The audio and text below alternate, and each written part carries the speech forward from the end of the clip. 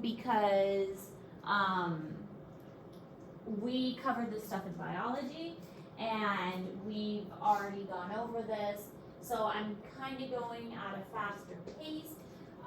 It's stuff that, really, Liz, was that necessary? We're going at a faster pace. It's stuff that we've talked about before, and so hopefully it's mostly going to be reviewed. Now there is some stuff I've added in based on you know, nutritional stuff that you probably haven't had before. So that kind of stuff will be new. So that will be added in. But we will start talking about that today. So metabolism and nutrition. And we will get into nutrition a bit more with digestion. But the digestive system, that's going to have more of a focus on how things get absorbed across the digestive tract, across the stomach, and how the stomach breaks things down, stuff like that. So, energy within the body flows in one direction, and that's why we get hungry, is because we constantly need to eat, because energy just in the world in general doesn't recycle. Now there are some things that do recycle, you know, you've heard of the water cycle and the carbon cycle and that kind of thing, because those things do go in a cycle. Water goes, you know, condensation, evaporation, all of that, but energy does not. Energy goes in one direction up the food chain and then it's gone. And this is why we do get hungry, is because once it's gone and we're hungry. And so we have to eat to replenish that. The thing with energy is it does something called entropy, which is an increase in disorder. It's trying to be unorderly, specifically in the form of heat. Heat is kind of like the final ending of energy, and that's why our body gives off heat. Even animals that are cold-blooded aren't really cold-blooded. I mean, cold-blooded is actually not the scientific word. We call it ectothermic. Ectothermic is more accurate because ectothermy is more of they get their heat from the world around them kind of thing. So the entropy means that they're moving toward a state of disorder, and this increases with each level. So the higher you go up the food chain, the more disorder there is because there's less energy available. So anyways, cellular respiration is the process that we're going to focus on because that is what the human body does. And this, of course, you know, human physiology.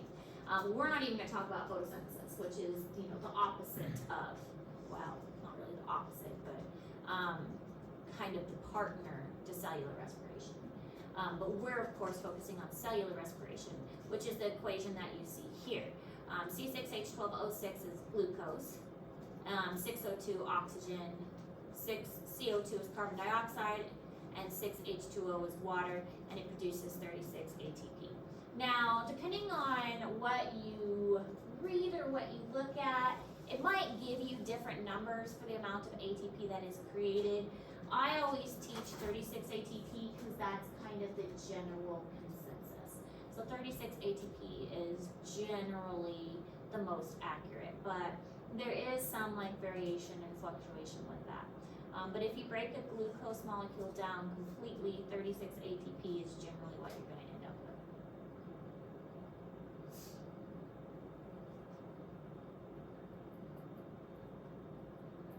Does that sound familiar to you guys? Do you remember this?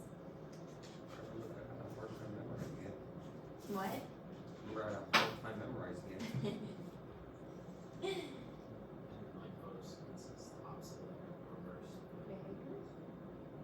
I did teach you that.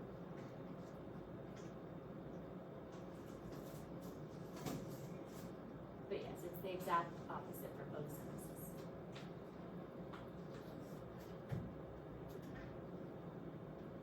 Liz, what is your deal today? Isn't that crazy?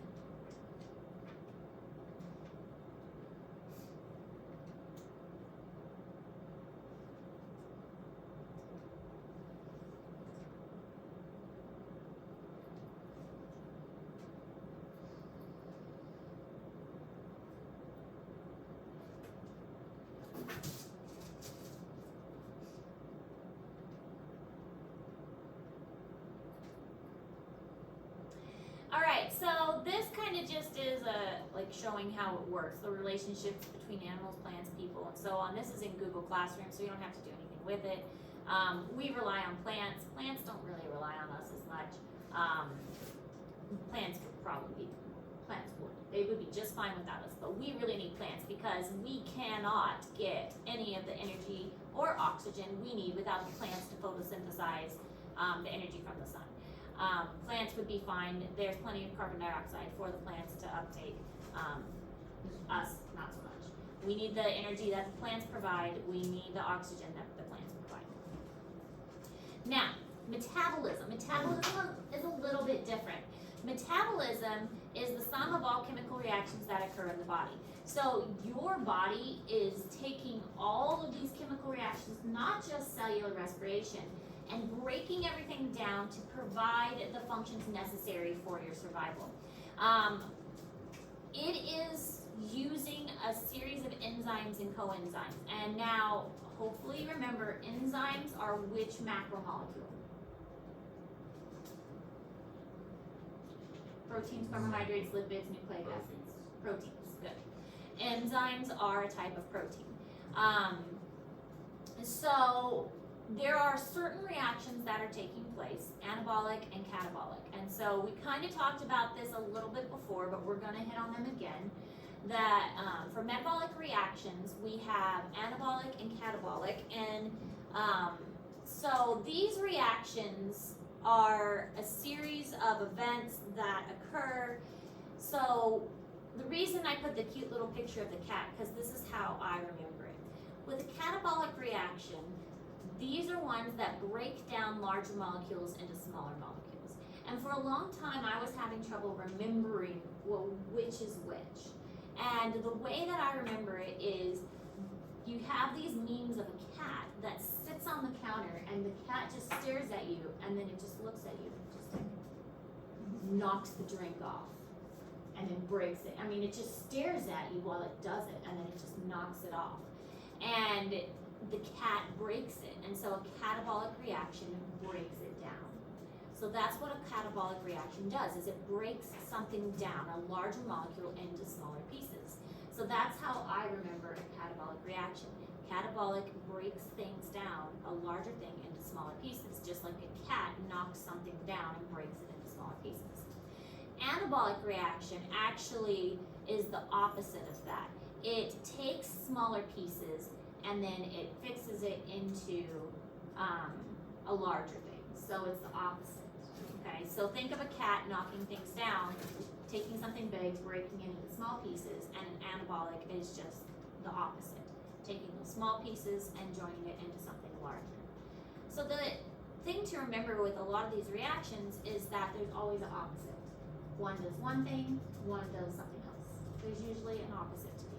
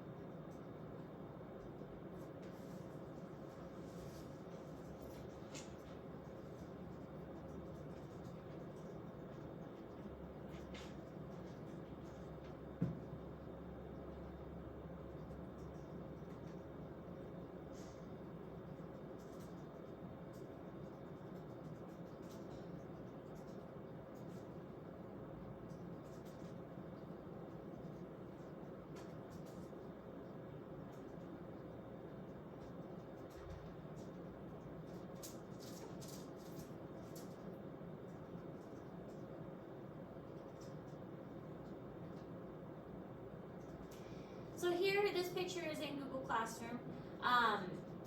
The anabolic reaction, little pieces plus energy, because remember, anytime a bond is formed, energy has to be used. So if you're joining things together, you're having to use energy. Think about like energy is kind of glue. The bonds are being used, so this is like a glue that's gluing it together.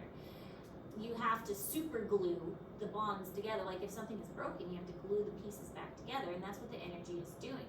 So energy is being used to glue these pieces together. Whereas with this one, energy is being created, and the energy is being released when these bonds are broken. So with a catabolic reaction, energy is being released. And you can kind of think about that as when something breaks, it usually creates a sound, and sound is energy too. So that's another way to think about it. When something breaks, a sound is released, and sound is just another form of energy. So when the catabolic reaction happens, energy is released and those bonds are broken. So anabolic energy is used, catabolic energy is released. Now, these I just put in. You're not gonna need to know these for the test, but these are different hormones that help with these reactions. These are different catabolic hormones: cortisol, glucagon, adrenaline. These are ones that are going to help aid in the catabolic reactions, and these are ones that are going to help aid in anabolic reactions. So growth hormones, insulin-like hormones, insulin, testosterone, estrogen. So these are going to help with anabolic reactions. So hormones, we haven't talked about them too much yet. Hormones are chemicals within the body that send signals to the rest of the body. They tell the body to do stuff. That's the job of hormones. We have nerves that send electrical signals to the body, but hormones send chemical signals to the body. So really there are two different ways of telling the body to do stuff. And so these hormones tell the body, okay, we need to start this reaction and we need to start that reaction. And they're doing it in a chemical way instead of an electrical way like a nerve would. So as far as metabolism goes, there are 4 basic types of reactions, and we're going to talk about each one of these reactions. We've already talked about them a little bit. Dehydration and hydrolysis, I know we've talked about that one a little bit already. Oxidation reduction, we've kind of talked about that one, but we're going to talk about each one of these individually. I just wanted to put them all in a line so you could see each one before we talked about it. But oxidation reduction, dehydration, and hydrolysis, addition, subtraction, exchange, and ligation reactions. So these are the ones that are mainly used in metabolism, and we're going to talk about each one individually. So the first one is oxidation reduction. This is often abbreviated as a redox reaction. So obviously they just took the RE and then the ox and they just abbreviated it to a redox reaction. It's just easier to say. But it's an oxidation reduction reaction. So it's a coupling of the two, in which electrons are transferred from one to the other. So remember when we talked about ionic bonds and how electrons are given away, and now you got like a positive and a negative? Does that ring a bell? Yeah. This is kind of the same thing, only now we're talking about the actual reaction that's taking place. The ionic bond is similar to what you're going to see with a redox reaction. It's dealing with electrons, it's dealing with that positive and that negative. That's a redox reaction. The oxidation transfers electron from a molecule to an oxygen. It removes the electron. So now it's going to have a slightly positive charge. So like for instance, this hydrogen plus here. Okay, so an electron was removed, and so now it's got a positive charge. The reduction is the gain of an electron from a molecule. And so it sounds kind of confusing for me because, yeah, it was reduced, but you gained an electron. So it was reduced, but you gained it. So I don't know why scientists did it that way. It should be an oxidation gain reaction, not a reduction. They gained an electron. They didn't lose it anyway. I didn't make the rules. But instead of reducing, they actually gained an electron. And so this would be a slightly negative molecule. So now this one's slightly positive because they lost an electron. This one's slightly negative because they gained an electron. So now they have slightly positive and slightly negative forces, just like in an ionic bond that we learned about before. and that's going to cause them to kind of be coupled together in their reaction, that positive and that negative force.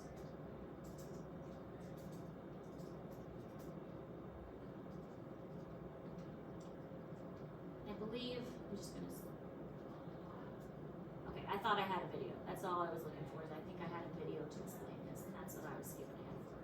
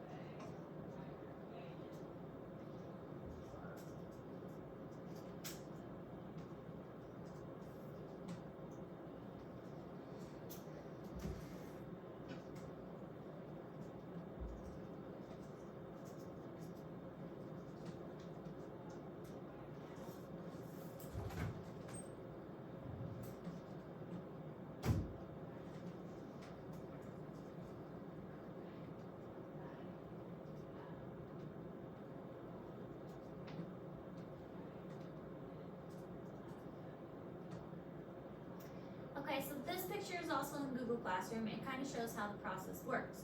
This is the one that is being oxidized, and this is the one that's being reduced. So this one is losing the electrons, and the electrons are being put onto this one. So yes, even though it's being reduced, it's actually gaining electrons. The electrons are being given from this one to this one. Because this one's losing the electrons, it's actually getting a positive force. Because this one's getting the electrons, it's actually getting a negative force. So oxidized and reduced. And again, there's a good video that is pretty short that we're going to watch. Redox reactions. Really loud.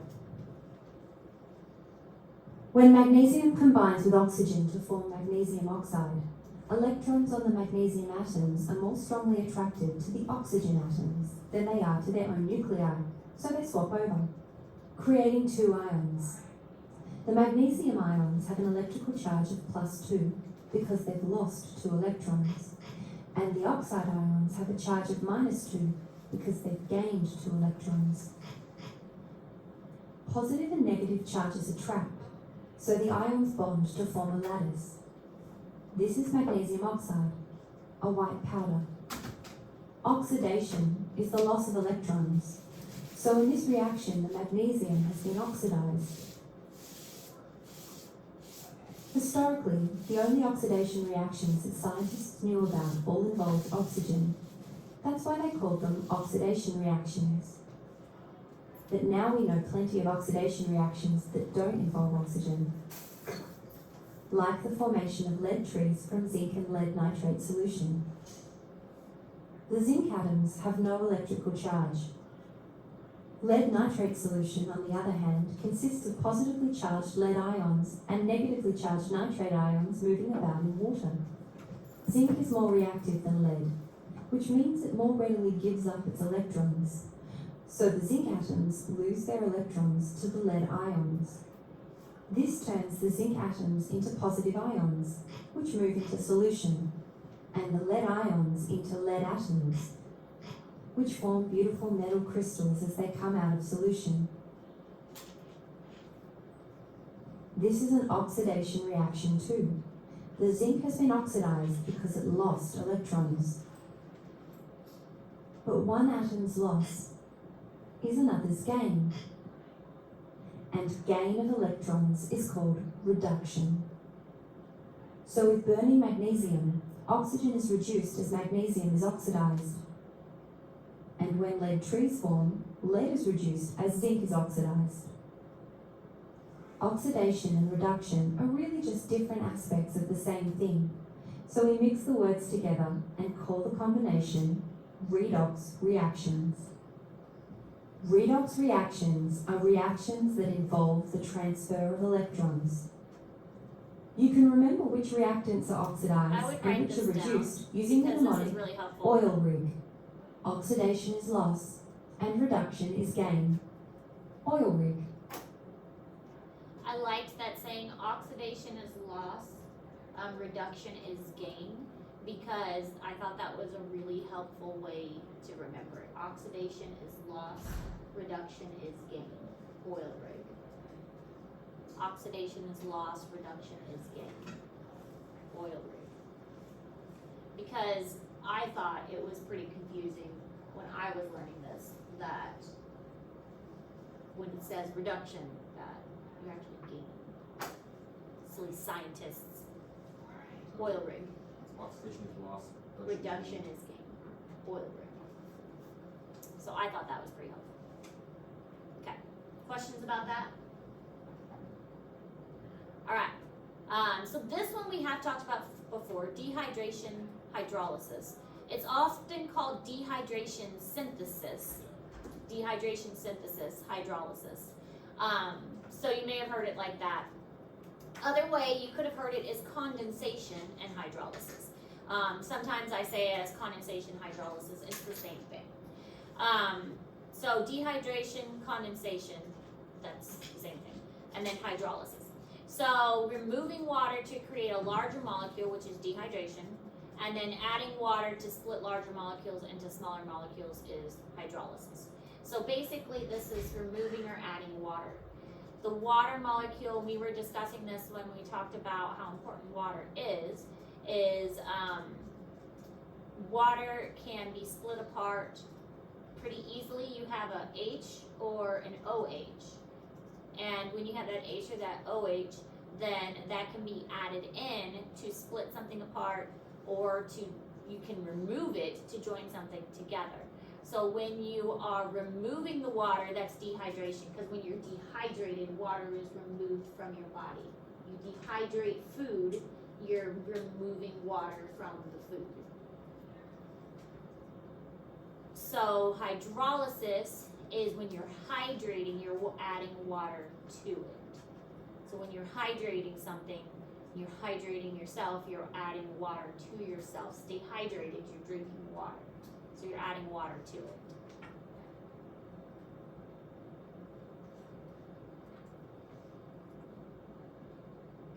So again, a lot of these reactions have a back and a forth. Opposite reactions.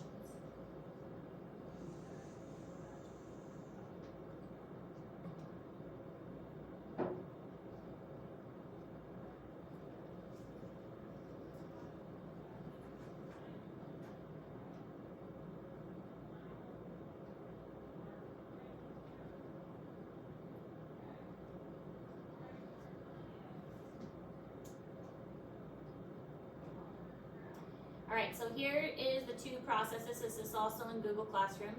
We have dehydration. So here are the two things we want to join. One's got a hydrogen, one's got, this is called a hydroxide.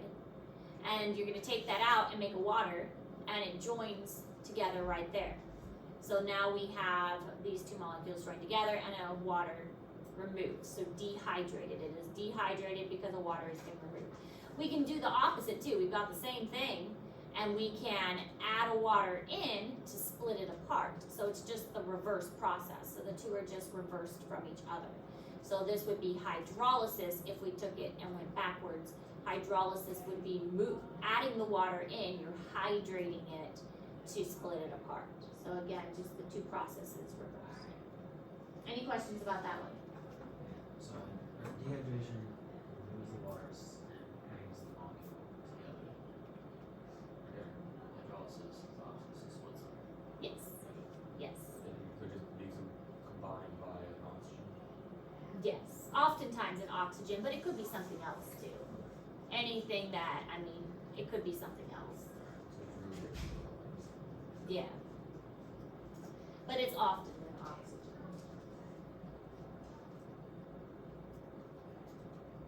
Okay. Any other questions? Alright, addition, substitution, elimination.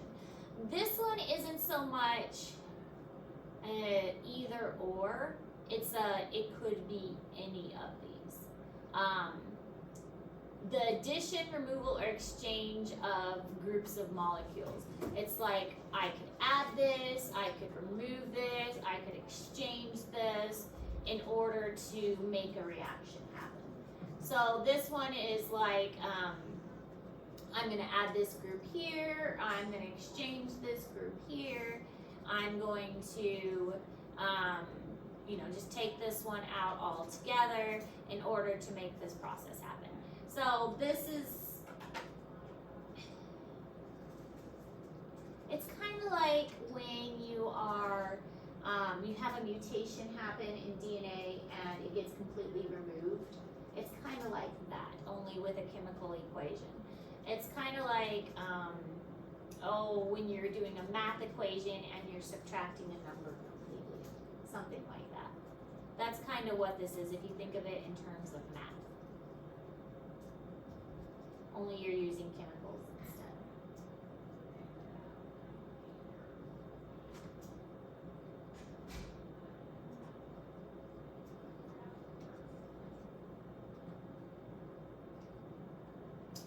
Only difference is, according to the laws of physics, matter can neither be created nor destroyed.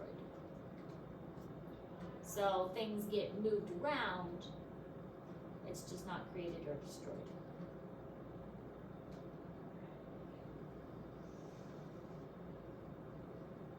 And we'll look at a picture. Yeah, that makes more sense in a moment.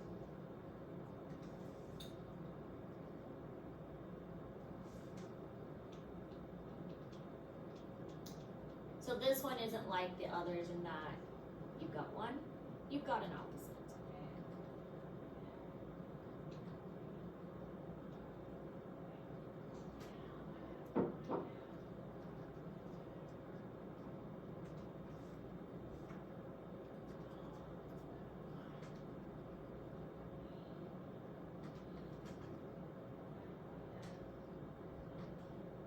So here you can kind of see how it happens. A substitution is this one, you're substituting water in this place instead.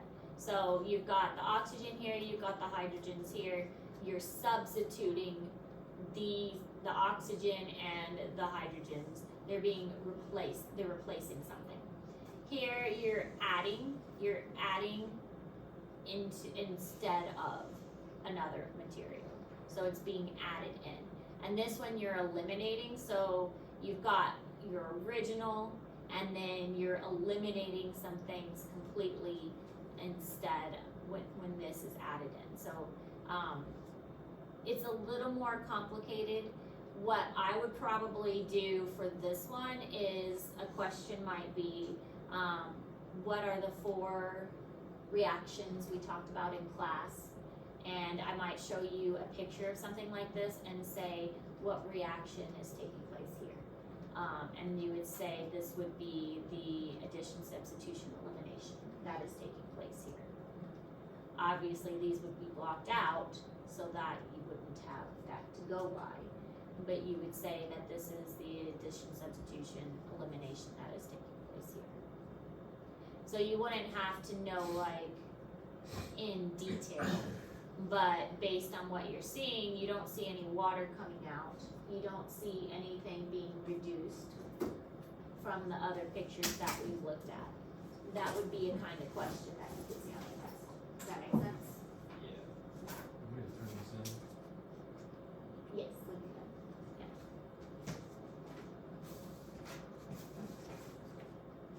That's like a major statement.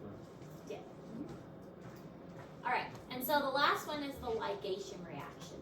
So ligase is actually a type of enzyme, and anything that ends in ASE is an enzyme. And ligase specifically is like an enzyme that glues things together. And the glue that holds things together, it's like, almost think of like a zipper that comes through and zips things together. And so ligase reaction, molecule groups are joined using energy. So these are gonna come and basically come along and just join things using ATP as an energy source. So this is going to help during the cellular respiration process make things like acetyl-CoA, which is a kind of an intermediate step in the cellular respiration process. And it's gonna help in a couple other places. So here's like, as we review cellular respiration, we'll talk about pyruvates and acetyl-CoAs. And so the ligation reaction is going to take the pyruvates and turn it into acetyl-CoA. And the ligation is going to kind of join them using energy during this process. So you can see we've got carbon dioxide and ATP coming in during this. So ligation reaction, it's really using enzymes and energy to kind of seal things and join them together, kind of like a glue.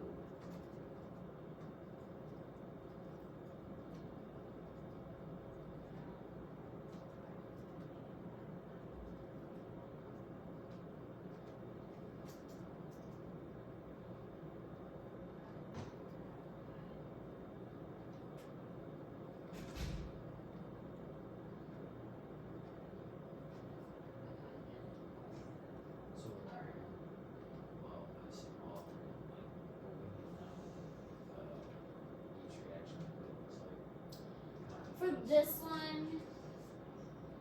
one I wouldn't expect you to know what this means like. The other three, yes. Especially the first two, dehydration synthesis and hydrolysis and what was the other one? Redox. And then catabolism and anabolism.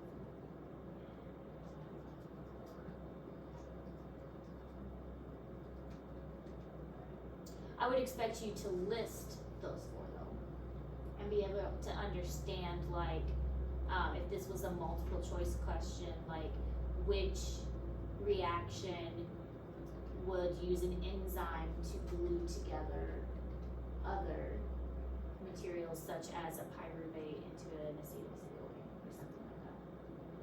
Which of the four metabolic reactions we talked about uses an enzyme to glue molecules together? That would be a good way out to work it. Make sense? Okay. All right. Any other questions? Okay, so the review is one thing we're working on, but additionally, there is a new assignment that should be pretty easy. It's watching 2 videos and answering questions about the videos. So it shouldn't be too hard. There's a really good YouTube series called Crash Courses on Anatomy and Physiology. They are much more physiology based than anatomy based, talking about how, and it's like this huge series.